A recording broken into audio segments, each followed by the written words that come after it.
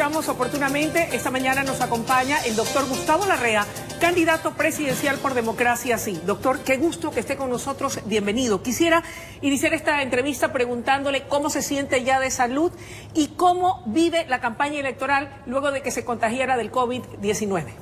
Luisa, creo que sufrir un contagio de esa naturaleza y que lo han sufrido ya más de 220.000 ecuatorianas y ecuatorianos, familias enteras que tienen gente que ha muerto. Esto es una barbaridad, la peor tragedia que ha vivido el país en su historia. Y creo que en ese sentido retomar la actividad política no ha sido fácil. Yo me enfermé el día 18, el 22 ya descubrieron que era COVID y salí de la enfermedad el 8 de enero. No pude empezar la campaña el 31, desde luego. El 9 asistí al debate, fue mi primera actividad. Anteayer, el día martes, pude salir por primera vez ya a la calle en una caravana y una rueda de prensa de inicio de la campaña. Y ayer estuve en Machala, en una rueda de prensa y también en una caravana acompañando a nuestra candidata Elizabeth Falconi a la Asamblea por la provincia de Loja. Pero todavía sienten las secuelas. Sí, desde luego. Esas tienen un largo tiempo, déjeme decirle. No tengo,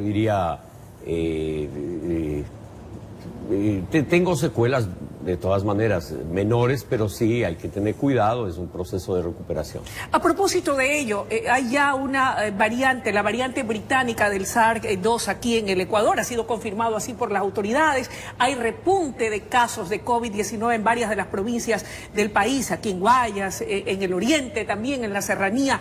¿Cómo enfrentará Gustavo Larrea esta pandemia a efectos de evitar la propagación del virus en la población?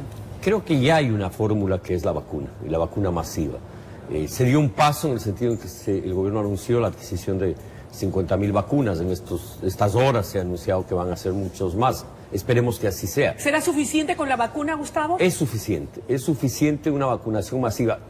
La mejor política de salud pública en este momento, y no solo de salud pública, social, económica, educativa, es sin duda la vacuna, porque esto permitirá no solo controlar la enfermedad y evitar más muertos y contagiados, sino que permitirá reactivar la economía, reactivar el empleo.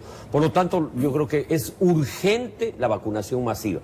Si se hace antes del 24 de mayo, muy bien. Y si no se hace, será la prioridad número 1 de mi gobierno. Hasta tanto, y estamos ya a la vuelta del proceso electoral, ¿hasta dónde cree usted que el hecho de que estemos todavía con esta pandemia puede afectar al tema de la concurrencia del electorado? ¿Hasta dónde puede incidir en un incremento del ausentismo?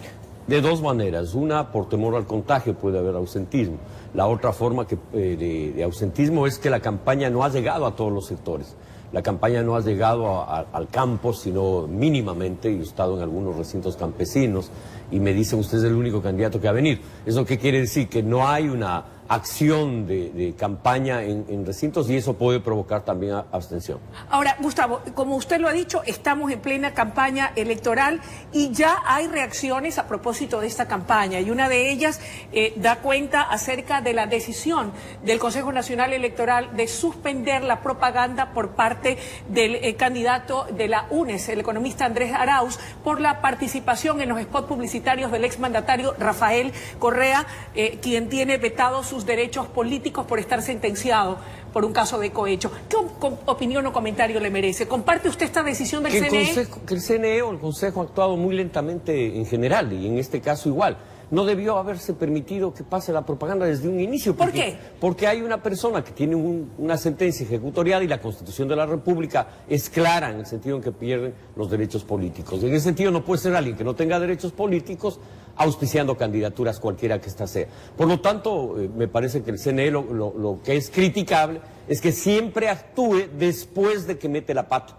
Ahora, pero no obstante, el exmandatario ha dicho que más allá del tema político se están violando sus derechos de libertad de expresión, que es un derecho humano que le corresponde y le asiste. Sí, él puede tener y tiene desde luego derecho de libertad de expresión, pero no con los recursos públicos, no un prontuariado, prófugo de la justicia, haciendo campaña. ¿Qué pasó? Pues es decir, hay que tener sindéresis, lógica, y las autoridades electorales, estas autoridades electorales no han actuado adecuadamente con sentido jurídico, con sentido político y con sentido democrático. Ahora, doctor, mire cómo es la vida, ¿no? Hoy usted lo llama prontuariado, porque obviamente está porque sentenciado, no es, pues no, está sentenciado, pero ¿quién lo hubiera pensado? Años atrás, cuando él era presidente, usted fue ministro de Estado del presidente, del entonces presidente Correa. Así es, pero yo no traicioné las ideas de cambio, de revolución. Esa es una revolución para que no se revolucione nada, cambios para que nada cambie y todo sigue igual. ¿Eso lo desencantó, doctor? Desde luego, pues una campaña electoral donde planteamos, digo porque estuve parte de esa campaña, no meter la mano en la justicia, revolución de la justicia, y lo que hace es meter la mano a la justicia. Por eso yo dirigí la campaña esta vez no, señor prepotente. Revolución productiva, y en vez de apoyar la producción y la multiplicación de los panes, perseguir al sector empresarial. Habló de una revolución ética, probablemente el gobierno más corrupto de la historia. Por lo tanto, ahí tenemos claridad en el sentido de quién traicionó a quién. Él traicionó esas ideas de cambio. En ese sentido, mi oposición a él y mi desvinculación, enero del 2009, hace ya 11 años que me desvinculé de ese gobierno por discrepancia política. Ahora, ¿cuál será la diferencia de su gobierno en el caso de llegar a la presidencia, doctor? Sí, yo creo que no hay que cambiar un presidente, sino que hay que cambiar el país. ¿Cómo? Hacerlo próspero, dinamizar la economía, apoyar la producción, multiplicar la producción agropecuaria, dar un salto a la producción agroindustrial, multiplicar las exportaciones para tener divisas y consolidar una economía desarrollada y dolarizada, una autopista de desarrollo económico y una autopista de justicia social. ¿Cómo lo va a Eso hacer, es lo que doctor? necesita el país.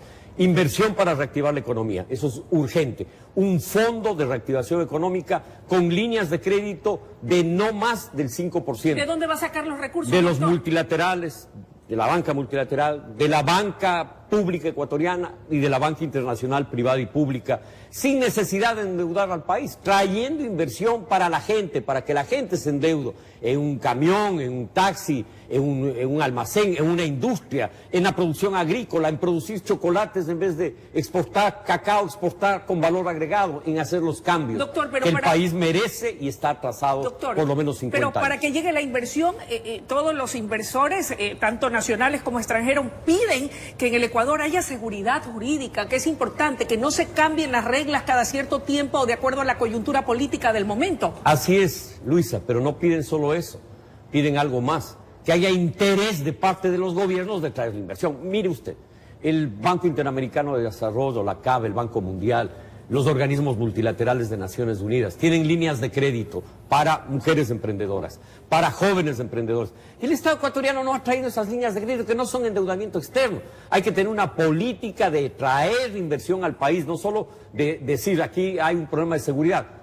Tenemos que mejorar la seguridad jurídica, pero tenemos que mejorar la gestión, pues, traer esa inversión, invitarla a que venga, modificar las leyes para hacer atractiva la inversión. Doctor, pero al menos si yo fuese inversor y veo que en un país se dan hechos de corrupción atroces, en donde se festinan los fondos públicos, digo, Dios mío, ¿a dónde voy a llevar mi dinero? Digo yo, eso también hay que corregirlo. Desde luego necesitamos un Estado de Derecho, necesitamos fortalecer la institucionalidad democrática, las libertades, la justicia social y la inclusión social, y en esa línea generar seriedad, dar signos al mundo entero de que en nuestro país marcha un proceso de reactivación económica y un proceso de justicia social. Doctor, para eso tendrán el pueblo ecuatoriano que ir a elecciones el próximo 7 de febrero, Dios mediante. ¿No existe el riesgo de que estas elecciones se suspendan? Hay pedidos del gremio de los médicos, por ejemplo, que a propósito del tema de la pandemia dicen, no es conveniente, y han pedido ya abiertamente al Consejo Nacional que por favor se prorroguen las elecciones y se ponga otra fecha. ¿Usted es partidario o no de aquello?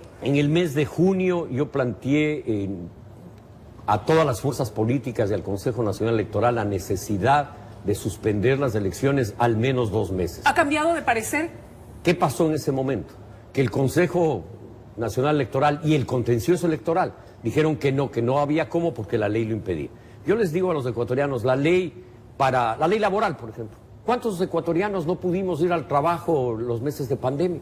La gran mayoría tuvo que hacer teletrabajo y suspender incluso. ¿Conviene ahora suspenderlas? Espérate un momento. Sí. El otro tema, en la educación. Todos los estudiantes hubieran perdido el año de escuela, colegio y universidad si no hubiera habido flexibilidad. Reclamo del CNE y del Consejo Flexibilidad. Tuvieron el deber, tenían el deber de haber suspendido las elecciones. Pero a 3 semanas de elecciones eso es absurdo. Vamos a un proceso electoral vamos a una fiesta democrática, vivámosla con participación ciudadana, con respeto a las libertades, con respeto a todas las candidaturas. ¿Llegarán esas elecciones con los mismos titulares del CNE a propósito de esta sentencia de destitución por parte del Tribunal Contencioso Electoral a los directivos del Consejo Nacional Electoral? Es un proceso jurídico que tendrá que resolverse en las próximas semanas. ¿Ameritaba esa sentencia? ¿Ameritaba Yo creo ese que proceso? no, y lo voy a decir con claridad.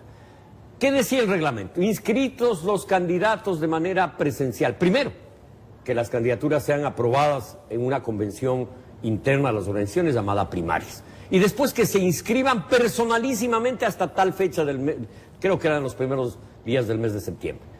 Los que cumplimos eso pasamos. Resulta que hubo un grupo de candidatos que no cumplieron. Y sin embargo, de no cumplir por las veleidades del Consejo Nacional Electoral, aprobaron candidaturas que no cumplieron la ley. Y encima de eso ya un candidato a 3 semanas de elecciones o un precandidato, inscríbase cuando tenía la ley que la ley le mandaba en el mes de agosto como hicimos el resto. Lo que pasa es que aquí existe abuso de gente que cree que está por encima de la ley. Y algunas veces resulta que le dejan estar por encima de la ley, como ha pasado con varios candidatos actualmente a la presidencia.